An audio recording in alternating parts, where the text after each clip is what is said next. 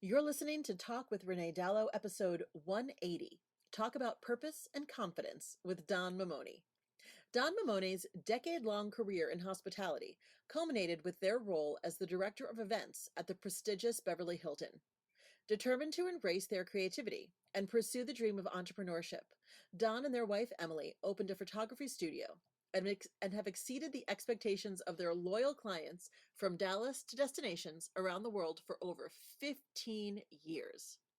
As a speaker and coach, Don teaches audiences and clients how to reach their maximum potential and impact by discovering and embracing their true identity. Having recently come out as non-binary, Don is a committed advocate for the LGBTQIA community and consults with companies and organizations dedicated to diversity, inclusivity, and representation, as well as creating safe spaces that support and encourage unapologetic authenticity. When they are not traveling the world for creative projects and speeches, Don lives happily outside the gender binary in Dallas, Texas, with their talented spouse, Emily, and their creative child, Frankie. Don is one of my favorite people in the entire world, and I'm very honored that they are here with us today. Go grab your coffee, grab your tea, and let's talk it out. Welcome to Talk with Renee Dalo, biz chat for wedding pros and creatives. Tune in every week for no BS real talk from industry experts that want to help you thrive in your business and your life. Here's your host, event planner, educator, and sushi addict, Renee Dalo. Grab a glass and get ready to talk it out. Hello, friends. Welcome to another episode of Talk with Renee Dalo. It is me, your host, Renee Dalo, and I'm joined by, quite honestly, one of my favorite people. And I know I say that sometimes, but I fucking mean it every time. Please help me welcome Don Mamone. Don, how are you? Hello. I'm Hello. spectacular. Thanks for having me here. Thanks for being here. I feel like this has been a long time coming. And with my bananas schedule, I feel like this was supposed to happen last year, but I'm glad it's happening now. I'm super glad that it's happening now. And I just do believe in the universe puts things in front of us when they need to happen. And so this just needed to happen now. I love it. I love it. You are here today to talk about purpose and confidence in self-identity. And it's a topic that I actually don't think we've covered in the almost 3 years of this show. So I am thrilled you're here. But why is this your topic? Well, that's a really interesting question. And I don't know how much time your viewers have, but I'm going to go ahead and encourage them to pause it right now. Go get a favorite caffeinated beverage, bottle of water. I don't know, Love it. adult beverage. No judgment Yes. here. I can take you all the way back, and I'm going to synopsize this as best I can. So I was in hospitality for the better part of 10 years. After those 10 years, I decided to pursue a passion in photography. I met my beautiful and talented wife. We have been running a wildly successful photography company for the last 15 years. And in the summer of 2017, I had a 9-month-old precious little gift that was my whole world and still is. And it was on a very warm day in Dallas, Texas, that I finally found the courage to tell my wife of, at that time, 7 years, that there's something different about me. And I came out to her as non-binary, but not eloquently and not with all the right words. I did it through ugly crying and sobs and choking on words, and basically just said something to the effect of, for my entire life, I have known that there is both woman and male inside of me, or masculine and feminine, and I've hidden it from the world for fear of the fallout and the consequences, and I'm not willing to do that anymore because we have this precious gift, and I'm going to be the role model for her that makes sure she understands that she can be anything she wants and do anything she wants and love whoever she wants and marry whoever she wants. And the interesting journey that I went on over the last 5 years, figuring out who I am and then coming out publicly in 2021, has been probably the most exciting, crazy, scariest ride of my life. And I want everybody on that train. I love it. I didn't realize that you'd only come out in 2021. Yeah, so I don't tend to do Or anything publicly. halfway. Yeah, I mean, well, and when I say that I had never talked about it to anybody before my wife, literally, my sister's my best friend. I have a great relationship with my mom, really good, long-standing friends. I just buried it so deep that I just figured that was the way I was going to live my life forever. And it wasn't until my daughter came along and was the catalyst for this is not the role model you want to be that I finally did it. And then once I did it and figured it out and felt that sweet, sweet sigh of relief of being exactly who I am, no matter where I go and no matter who I'm with, that's when I realized this is my superpower and I get to share this with the world. And I actually have a framework I'm going to take you through in a little bit so that your audience can kind of get a taste of this. But I'm firmly entrenched in the belief that everybody has a coming out story. Every one of us at one point or another in our lives kind of puts something in a box and says, I'm allowed to do anything I want, but I'm not allowed to share that or do that. And it's a limiting belief that will forever and always affect our capability, our potential, and our impact. And we're here to shatter that today, Renee. I love that. When you say coming out story, just to clarify for people, because I know a question probably popped up in some people's minds, we're not just talking about gender or sexuality. You're talking about any part of your life, right? Yeah, so like the coming out concept is oftentimes associated with the LGBTQIA2S plus community, and that makes total sense because for centuries they've basically been marginalized and fearful of being their authentic self. So it totally makes sense. But in speaking about gender, DE and I add an R for representation, right? So if you don't know what DE and I stands for, it's diversity, equity, and inclusion, right? And I use the R on the end there, and it is an opportunity for us to talk about gender expansiveness. And it sort of makes total sense where we would hide from it. But as I started to talk about it and live my truth out and proud, people kept running up to me, Renee, and saying, oh my God, I see myself in your story. And they would tell me what that thing was Yeah. that they were hiding, or what that thing was that they were afraid of. If people know this, what will the fallout be? And it was at that moment that I made this sort of connection between, oh my gosh, yes, it's very common and it's very popular for us to associate a coming out with members of the community. But yes, you're 100% on point. Everybody at one point in their life, personally, professionally, socially, intimately, has some sort of coming out. And that moment is a sweet, sweet sigh of relief. It's true. Yes, it is. It's like a deep sigh moment where you just go like, yeah, that's fucking true. Whether it's like coming out as an entrepreneur for people who think that the only thing to do is a 9 to 5, you know what I mean? Coming out as Mm-hmm. someone who doesn't believe in their religion of origin anymore. You know what I mean? I'm just trying to think of all the different things I can think of just in my own experience, of Yeah. things that used to be true that are no longer true, or people perceived as true but were never true. Right? And then, they end up in a place where I'll give you a couple examples because it is really the human tapestry that exists. Like the one common bond amongst us all is humanity. Yeah. And so after I've given this talk, I've had people run up to stage and talk to me afterwards.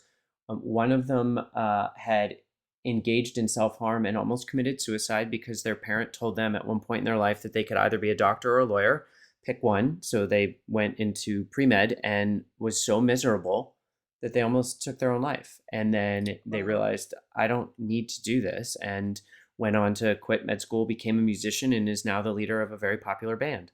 And I've had people come out to me and say, my spouse doesn't understand the entrepreneur life. And it's been really hard for me. I felt like I had to hide that love and that Mhm. drive and that the crazy in first, out last, do whatever it takes to get it done lifestyle. Like that's Yeah. sweet, sweet for me. And it's bitter, bitter for them. And I'm like, listen, if you say to me right here in this coaching session, at my core, I align with my identity is that of an entrepreneur, then no matter what you do, no matter how you try to hide it, you get to tell your spouse, hey, I'm an entrepreneur. And Renee, we can stop right there for a quick, like deep sigh moment.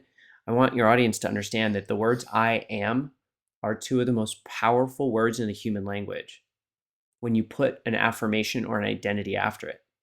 I am an entrepreneur. Not something I do, not something I like, not something that I pass the time. I am an entrepreneur means that it is part of your core. And to deny it, to hide it, to try to do something else is basically just postponing the inevitable. And at one point, you will have to confront that conflict and step fully into being an entrepreneur. Yeah. Deep sigh moment. Deep sigh moments, guys. How does our identity take shape? It's something that is, formed from childhood, right? Yeah, 100%. So I have these groupings of things, right? The first thing that we receive as we develop an identity is foundation. We have foundations that are laid for us. And I like to say that there's two conditions that make those troublesome. We have a foundation laid for us before we have a voice and a choice. So we don't get to choose these foundations, and we don't get to say what we think about them until long before they're sort of ingrained in our existence. And I'll just give you a couple of examples for your audience to kind of ruminate on. Your religious affiliation, where you grow up, your cultural background, the influences you have on your life, people that are in your life, things like that are formative, right? They're foundational and they're formative. And then we go on into life and we create, based on our knowledge and our experience, what I call filters. Now, they can be the same thing. So you can have an influence that's a foundation, a parent, an uncle, an aunt, a teacher, a religious leader. But you can also have an influence that's a filter, a teacher later in life, a spouse, a good friend. And what happens is we either identify with or as something, or we rebel against it. And so one of the things that's a real challenge is when we look at life, Renee, and we believe like, hey, these are our foundations, they are what they are. I don't disagree with that. And that's hard for people. People want to say they can change. Oh, I'll just change. Well, most of these foundations are so deeply laid and so thick, and it's like trying to pull up the sidewalk with a teaspoon. It's not going to happen. You Right. just can't change it. But what you can do is confront it, right? This conflict arises and you're like, I don't know that I align with this anymore. And Yeah. when you face that conflict and you decide whether or not you want to conform to it because you still agree with it and it's in alignment with your core values and your beliefs and how you want to live your life, great. But when you don't, you get to pick up arms, you get to become a rebel, and you get to rebel against it, and you get to change it. And that's basically how identity is formed and how identity continues to take form or take shape and how we adapt and grow. Foundations are still there, but we lay a filter over them and we say, hey, listen, I was raised Catholic, but I choose not to identify as a Catholic or identify with Catholicism anymore. And so it's a really wonderful, liberating thing to acknowledge that we get to make that choice every single time we feel like there's a potential for conflict. Yeah. Yes. So we have these identities that are given to us, right, before we have a choice. And like you Mm-hmm. said, we can choose yay or nay as we move through our life and our grown adulthood. But how does this identity, how does it affect our personal and professional lives? Like whether we choose to say, yes, that was me and it's no longer me now, or if we just keep these beliefs that were given to us without our choice. Yeah. So really, it's a cyclical environment in which we tend to exist. If human beings, I think, largely or in large part, are like conflict averse, they don't like confrontation, they don't want to deal with difficult things. And so a lot of times we say, oh, that's not a thing, I'm just not going to deal with that. We ostrich, right? We put our heads in the sand. And when I say that that happens, I want to remind everybody that I was 41 years old before I told another human being on this planet about what I knew in my heart and in my head to be true since I was, I don't know, somewhere from the age of like 5 or 6. So it's incredibly common for us to really and truly just say, I'm just not going to deal with that. Once we acknowledge a misalignment, you can't unsee it. And a misalignment oftentimes expresses itself in our lives through anxiety, stress, having a short fuse, having health issues, struggling with things that we don't otherwise want to have to deal with. And professionally, it's the same thing. Self-limiting beliefs, imposter syndrome, not showing up, lacking in confidence. And so when I say, and I genuinely mean that when we see the conflict and we run it through this, our barometers, our metrics for whether it aligns with our core values and who we know ourselves to be, and we take committed and courageous action, it removes the limiter. Everything in our lives gets better. Yeah, I think the committed and courageous action is the part that gives people the extra anxiety. Yeah, and that's why I have a framework, and we can dig into that a little bit right now. I Yeah, I'd think love it's to. fun because I talk about the Asian words a lot with my clients, Renee, and when I speak. Education is really important. We need to know the logistics, and inspiration and motivation are good because they lift up our hearts and souls. One of the hardest Asian words is implementation. People, even when they know what they've heard and they love it and they're inspired by it, they don't know how to actually make the rubber meet the road and Yeah. get to where they want to go. So, there's a 4-step framework that I talk about with all of my clients when they're in this place of like, I just don't know how. Part of it is because we're critical human beings and we believe that we're not doing it right or that we're not doing it fast enough. And so the first thing I do is I give to every client the gift of like, you get to do this at your own pace, in your own time, and in your own way, right? So the framework, I believe, holds true for everybody, but how they get there and how fast they get there is up to them. And so the first step is acknowledgement. So I had buried this thing about my gender identity for 40 years. My daughter coming into my life helped me understand that I had to acknowledge it because a lack of acknowledgement meant an impact on her that I wasn't willing to make.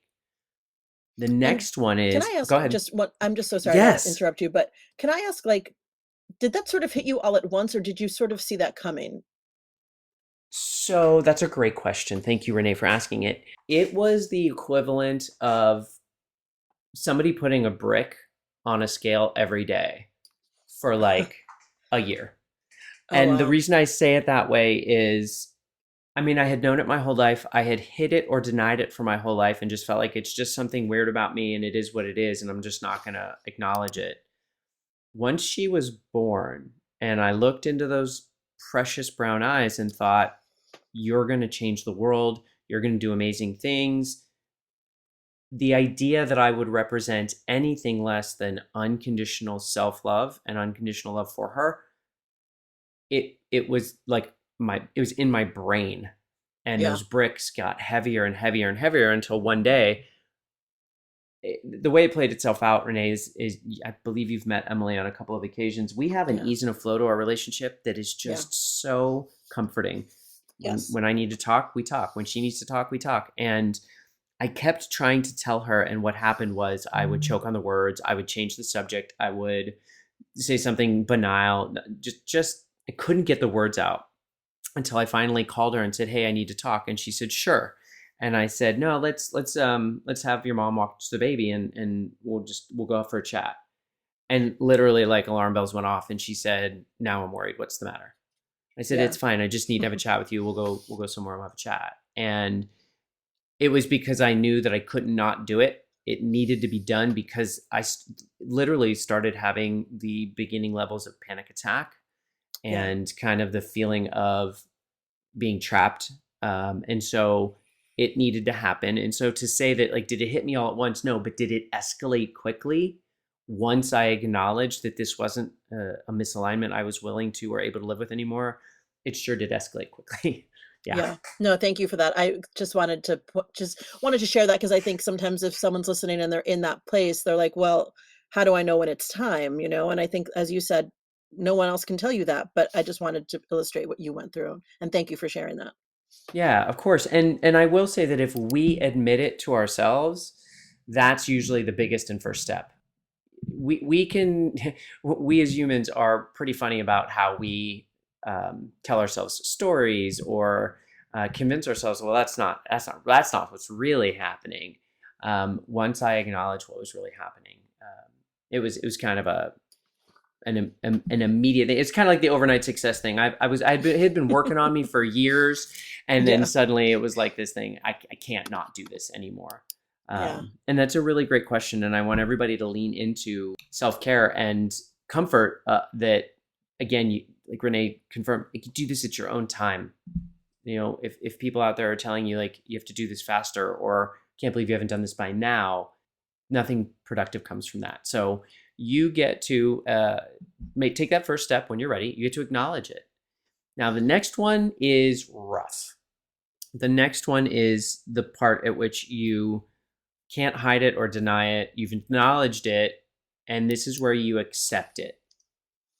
Okay? You may not know exactly what it means. You may not love it quite yet. You may not see the benefit to it, and you might be scared of it. But you basically move from that place of denial and saying like, this isn't a thing, or I don't need to deal with it. You accept it, right? So the first step, you see it. At this point, you kind of have to welcome it and say, okay, I acknowledge that you're here and I accept that you're a thing. Yeah. Third step. Third step is so beautiful. This is where we embrace it. And when I say embrace it, I pick that word specifically because we want to start to love this thing. We want to embrace it. We want to literally give it a hug. And I want to say that this is less hard than the acceptance part, but everybody goes through this journey however they do, and it's unique to them. Yeah. This is where we turn the tide, and it's the beautiful moment when we realize that this thing, there's probably going to be a cost to embracing it, right? I say frequently to clients and online and when I speak, the cost of authenticity is privilege. That's a big price. Yeah. What I oftentimes remind my clients, and that they see when they get to the other side, it's scary to not know what the cost is, right? But I will tell you that I've not yet come to a situation where a person hasn't looked back and said, totally worth whatever the price was that I'm going to pay. Because the That's freedom beautiful. and the joy and Yeah. the potential and the impact, it's so great that whatever the cost is, even if it's dear, it's worth it. And then the last step is my favorite. The last step is ownership. So I'm going to run through the 4 again, and I'm going to tell you about ownership. So the first thing we do is acknowledge it. Then we accept it. Then we embrace it. And then we own it. And the own it part is the part where we have learned to love it so much that we can't help but share it with the world and live an unapologetic existence, love ourselves unconditionally and without capacity, to the degree where we're making the world a better place because of it. And it's just so profound, because what you realize in that moment, the thing that you thought was your kryptonite, the thing that you were the most afraid of, the thing that you knew was going to take you down, becomes the superhero cape that you put on every day before you go out. And then you change the world for the better because of it. That's when that price doesn't matter. That's when you realize, holy smokes, I'm a better everything. I'm going to have more impact. My potential is now unlimited. And you just go into every day with a completely different mindset. What do you say to people, though, who are, but before they knew of this framework, perhaps like at that point where, they've acknowledged they are accepting it in themselves, they're not quite at the place where they want to share it with the world. Mm-hmm. Do you think that the sharing it part is for everyone? Or do you think that that is unique to people like yourself who are interested in education and bettering, everyone? So I think there's a covert way to share that with the world. And I know that sounds counterintuitive, but when I say embrace it and take ownership of it, I don't mean putting on a sandwich board and getting a bell and standing on the street corner and being an activist per Right. se. Right. But what I will say is we have a way of showing the world who we are without being ostentatious about it. I think I agree. what the takeaway to the ownership part is not that it has to be an outward sign of, look at me, I'm this thing and this is how I make things better. It could 100% just be an internal acknowledgement of, I've been in this place of misalignment. I'm not going to be in that place of misalignment anymore. And I'm going to stop saying I'm sorry. That Mm. would, I probably say, be the one that's kind of the easiest habit to break, to step into this place. Because basically, the way that I say it, Renee, is we live in a world where we're so busy doing that we forget to, or we don't know how to be. And Yeah. that's that last step, right? Hmm. So, as an example, and I'm going to join the expletive train here, Do because it. this is one of my favorite examples, because I think that every woman who's listening to this podcast right now, every feminist or feminist leaning person of any gender that's been in a situation has seen this. There are women that downplay who they are, that play small, that don't use their voice because they fear this age old idea that if you're an assertive woman in a place of business and you stand up and have confidence, well, you're just a bitch and we need you to calm down. If I had a And nickel for every time I've been called a bitch behind my back. I'm sure you would be doing very well. And one of Yes. the things we get to think about before I finish this great story is people's opinions of us are none of our fucking business, number one. There you It go. says more about them than it does about us, right? Hmm. And so when we step fully into who we are and we start being, we stop worrying about what the impact and the opinions and the voices in our head say. And we say, listen, I can't not be this thing because this is who I am. That moment is a totally covert way of taking ownership and making the world a better place. So, for example, if you are listening to this podcast and you align with this story that I'm telling you, and you step fully into the fact that you are a confident, powerful, vocal woman, and you show that to the world, and you take ownership in the boardroom or as an entrepreneur, and you don't allow people to limit your opportunities, you don't play small, you're showing other women, your daughter's friends, this is the way we get to live in this world, unfettered by the idea that a stand-up woman is a bitch. I'm not going to worry myself with that anymore. So that's the way that we take ownership of just being, because the shoulds, the can'ts, the limitations, the expectations, those aren't part of being. Those are part of doing. And it's a construct that we get to exist outside of. 100%. So my question for you is, for everyone listening who might be resonating with the framework that you've given, or there's like they have that little itch under their skin that's like something isn't aligned here. And so, they do the work to align themselves on the inside. And then we get to talk about how to design the business and life that they really want to create.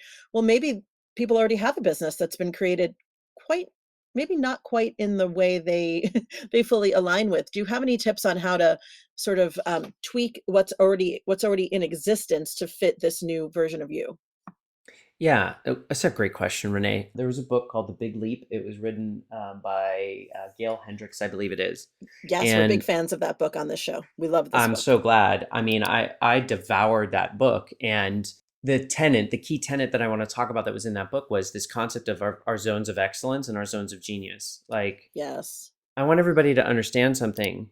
When I came out to my wife in August of 2017, I was a good-looking, passing, cisgendered male.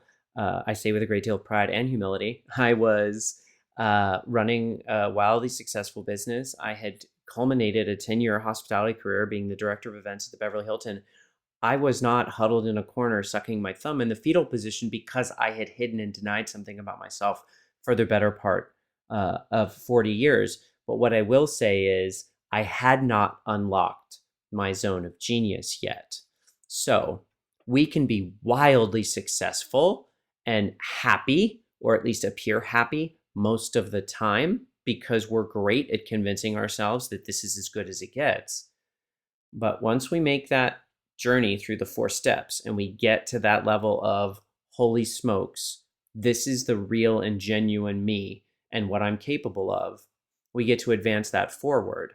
The advice that I have is take it slow. Absolutely 100%. We get to look at what gets to be kept, what gets to be changed, and we get to remember that there will be prices that get paid, right? Yeah. What I tell people is when they craft their business, right? Everything's ever evolving. And so my big fear was when I came out publicly, will people still want to do business with me? Well, we've worked so hard to build this business over 15 years and it's successful. And here we are coming out of a global pandemic. Everybody's already struggling, and I'm going to add this element of my identity to it. And I wasn't shy about it. I did all the research, and I did a lot of personal development work and dug deep into, like, the hardest place to shine a light is in. I'm going to acknowledge that right now. Like, all of you that are listening, they're thinking, okay, we're going to do this deep work with Don. This is not the easy work. This is the really hard, oftentimes complicated work. But when I came out of it, I was like, okay, great. Wheels are off. Like, I'm going to put my pronouns everywhere. I'm going to talk publicly and openly. I'm going to change my picture. Everybody gets to know that I'm non-binary, and that if you're going to want to work with me, I'm not going to show up in a pink prom dress to your corporate event just to make a point, but I'm not going to come in the standard business suit that you would see a cisgendered male wear. And if that's not okay for you, that's okay. I get it. I'm not the right photography team for you, and you might not be my client. But I will say that my communication pattern has changed. Okay. I will say that the way in which I show up, oftentimes the way I photograph, the way I speak and coach and consult, has all changed because I've moved into the zone of genius. And I'm referring back to that book again. What got me to where I was wouldn't have ever gotten me to where I am now. And that gap is like the Grand Canyon. It's so big. It's so wonderful that I tell people, like, if you've got the itch and you want to make the change, okay, you get to take it slow. I will also say, little plug here, you don't have to do it alone, right? That's right. We've beaten a path, some of us that have gone through this process before you, and we're happy to usher you up. Now, I do tell people everybody's mountain is different, and nobody's going to have a path that takes you all the way. And if they do, I think they might be misguided, right? No pun intended. Right. They can usually get you there faster and maybe with a less work, but there's going to be some of it that you'll have to do on your own because you're a unique, special individual. So what gets us to that? Now, I'm gonna add in a little bit of Mad Libs, okay? I love doing this because what I remind people is in our personal lives as entrepreneurs, as I'm sure most of the people that listen to this amazing podcast are, as entrepreneurs, right? Like, our brand and marketing, it has to be on point and it has to be in alignment with who we are. And so what I tell people Mad Libs style is, right? Your personal blank is your business blank in 2 accords. Number 1, your personal identity, who you are, right, is the core and the foundation of your brand. So if you're out of alignment with who you are, your brand is going to be out of alignment with what you're trying to accomplish, who you are in this world, who you're going to serve, how you're going to serve them. You won't attract your ideal client. You won't be charging the maximum rates. You won't have figured out how to uncommodify your business. So this identity work that you do, freeing yourself from the limitations of like, well, I can't be, Renee, you're a perfect example of this. Well, I can't be too bold. I can't cuss. I can't this. I can't that. People will this, people will that. Okay. Yeah. Renee does a spectacular job of being on brand. You know exactly what you're going to get identity wise. And then when we take that one level further, our marketing is an extension of our voice. And so many people are so concerned about they're either concerned or they're misaligned in their identity. Therefore, their voice is muddled and quiet It's like standing in the middle of a field saying like, hey, everybody, come over here. Walk. Like nobody can hear you. And Yeah. you change your voice or you change your language, right? I mean, it's popular and people have said it a million times. I can't claim this, but like if you market to everyone, you're never going to market to anyone, right? Mm-hmm. The Yeah. same is true as if you use a voice that's supposed to be like okay for everyone, then nobody's going to hear the true you. And so I tell people, I'll go through and I'll do sort of like an identity and marketing and brand audit for them from a perspective of their personal and professional alignment. And I'm like, so I read your copy and we did a discovery call. And on the discovery call, you were fun and quirky and alive.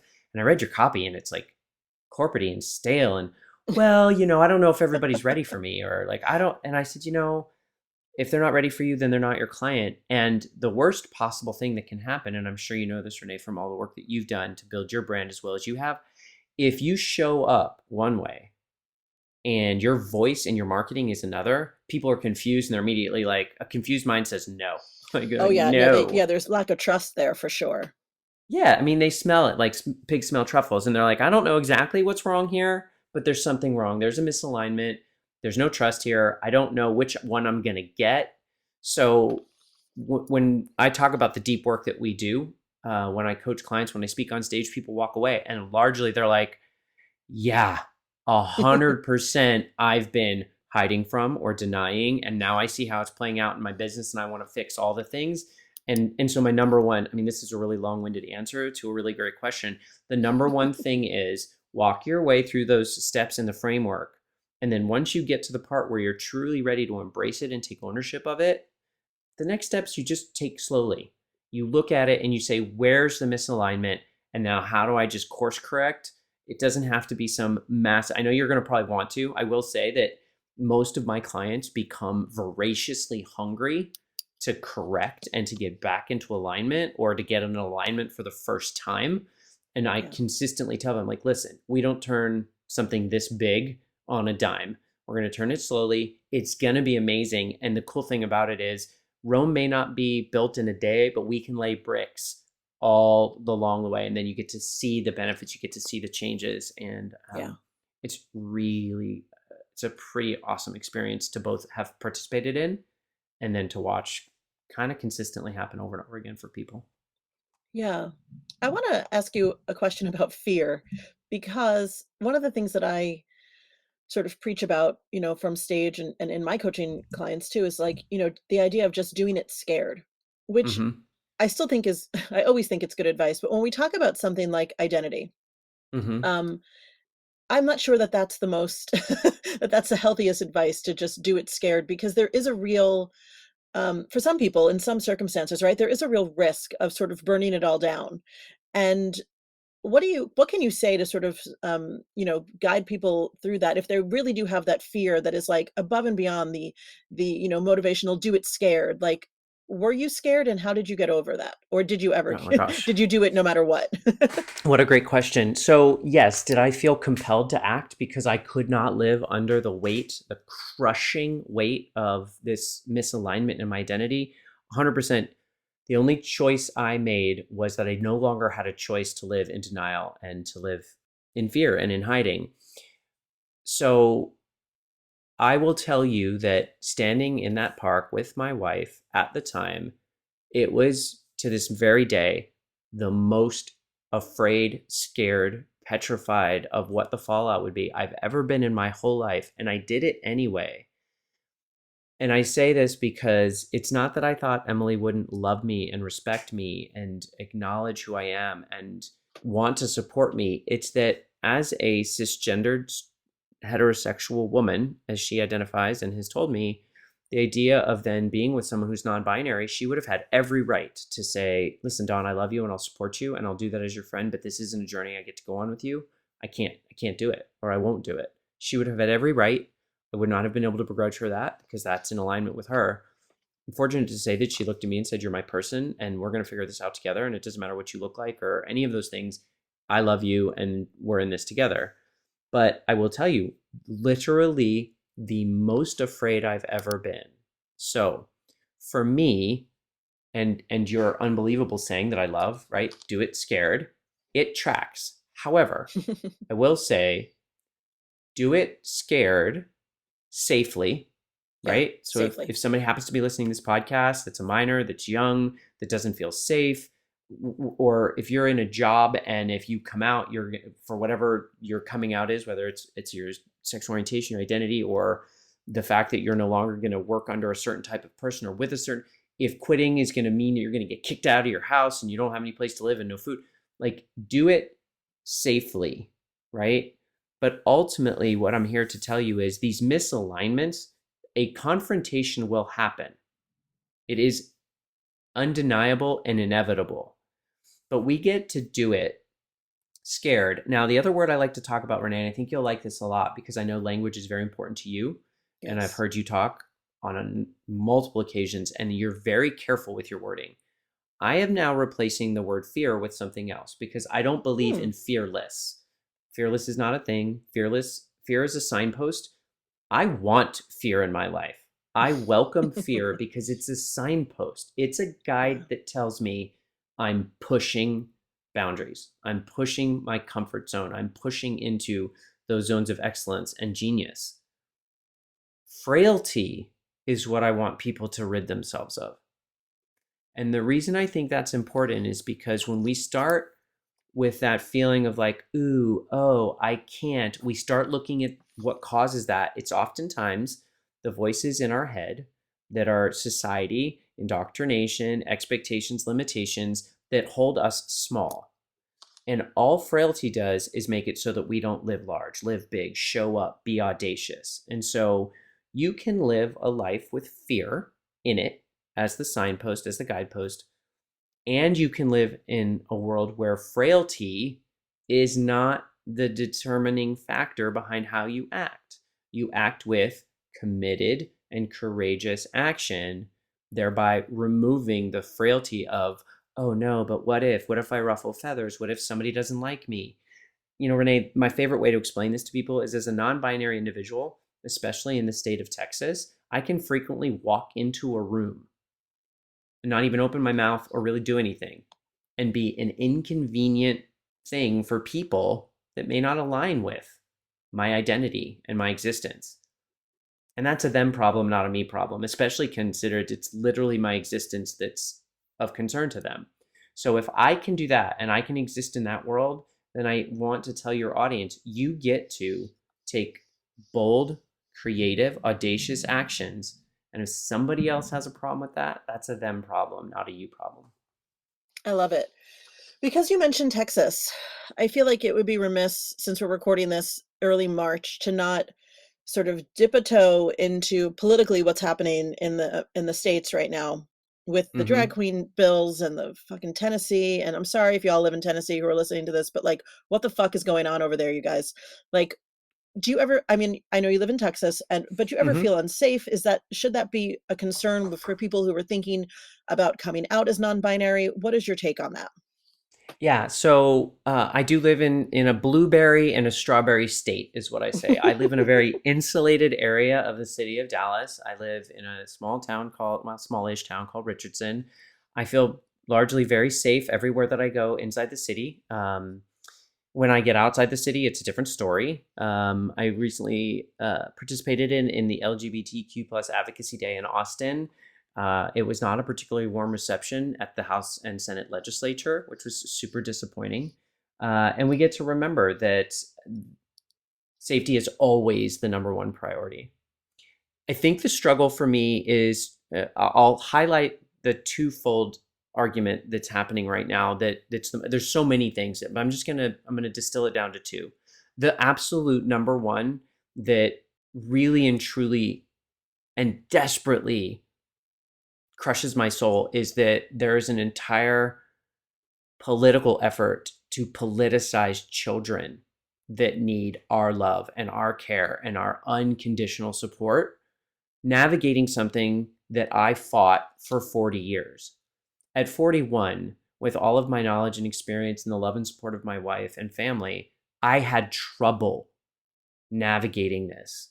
Now, I acknowledge that I grew up in a different time and I had less representation and maybe less language, Mhm. but the idea of a younger person knowing in their heart, in their head, who they are, and then being used as sort of like basically political warfare, it's heartbreaking, and it gets to stop as soon as humanly possible.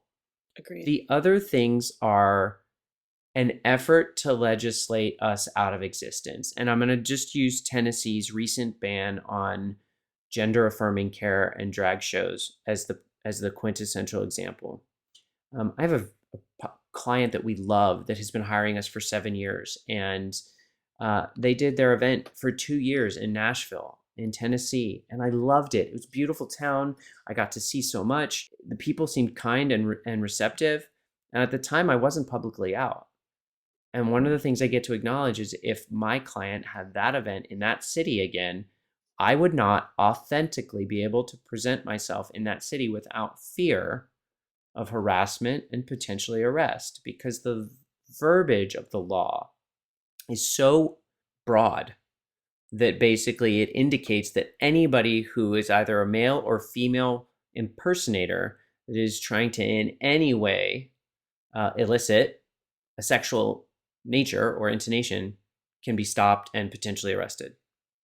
That tells me that when you last saw me, Renee, and I was speaking and I was wearing a blouse and a skirt and makeup and earrings, I would Right. be in violation of that law. That's right. And it's really just an effort to legislate us into silence and into dark corners. And this is the time where your question about sort of that gap or that movement between embracing it and taking ownership of it, I am an advocate. I will be an activist, and I will not disappear or go quietly or hide. I will protect myself. I will be safe. I will be safe for my wife and my daughter. But we get to acknowledge that what they're talking about isn't really what they're talking about. They're trying to secure, Right. and when I say they, people that are proponents of this bill and this That's law. right. They're just trying to, I think, further a narrative that we're predators or that we're evil or that we're bad. And so we get to fight that. Now, I want to share with everybody a very strong belief that I have. And if you go to my Instagram, you'll see that this is how I live, because I post a lot of content about authenticity, and a lot of it has to do with gender expansiveness in the DEI and R space. I do not believe that you can drive out darkness with more darkness or drive out hate with more hate.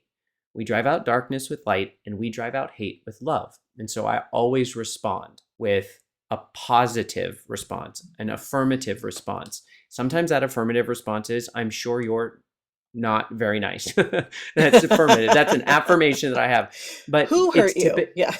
yeah, I'm sorry that you're not happy with your station in life. I hope you find the joy that I found. And like, that's the best that we can do. Otherwise, we get to show up, we get to vote, we get to live in accordance and alignment with what we know our existence to be.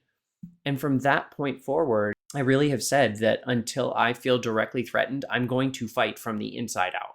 And when I say that, I mean, the state legislature, the state laws and rules that are trying to be advanced in Texas, despite being insulated, are hateful of the LGBTQ plus 2IA2 plus community, and that's not okay. So I'm going to fight. Yeah. The only time I really have thought about relocating is if it gets to a point where I can't live here comfortably, or my daughter will be negatively impacted, kind of like the unfortunate law that passed where, the don't say gay kind of concept, where Right. my daughter's not allowed to talk about her family at school. I would never put her in a situation where she felt like she can't do that and would have to tell secrets. So I feel like you having me on this podcast, me telling my story, having other people see not only the idea of gender diversity and expansiveness, but also that we all are placed in positions where we feel like we have to hide and deny stuff. It does two things really well. It promotes education and it incites conversation. And those two things together, that's how we drive out darkness and hate all day long. All day long.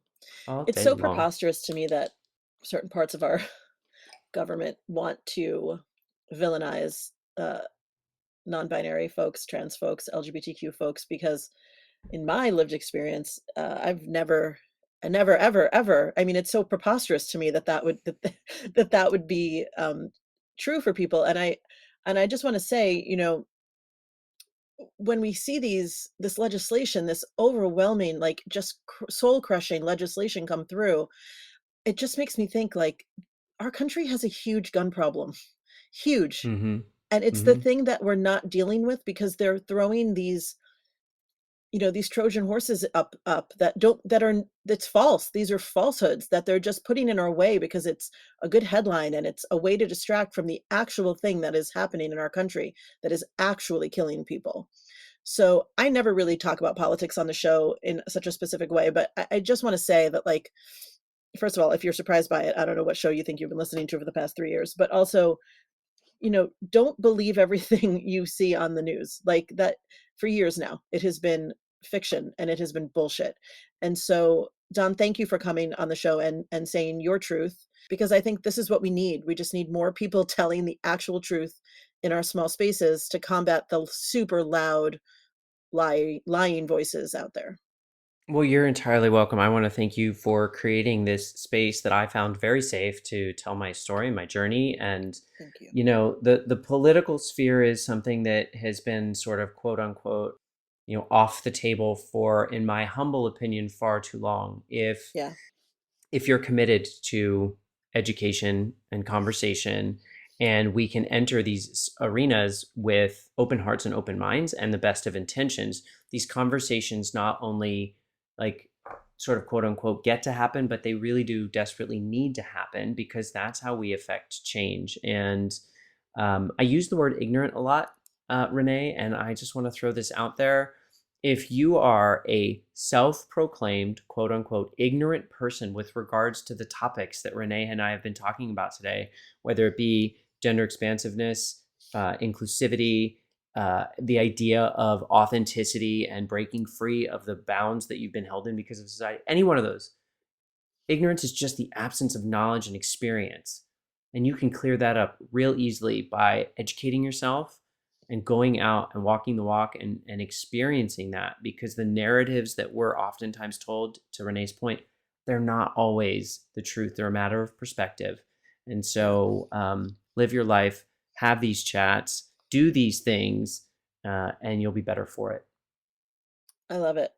Don, before you go, I want you to tell everyone some new and exciting speaking opportunity that you have that I'm very excited for on your behalf. Tell us where you'll be this November.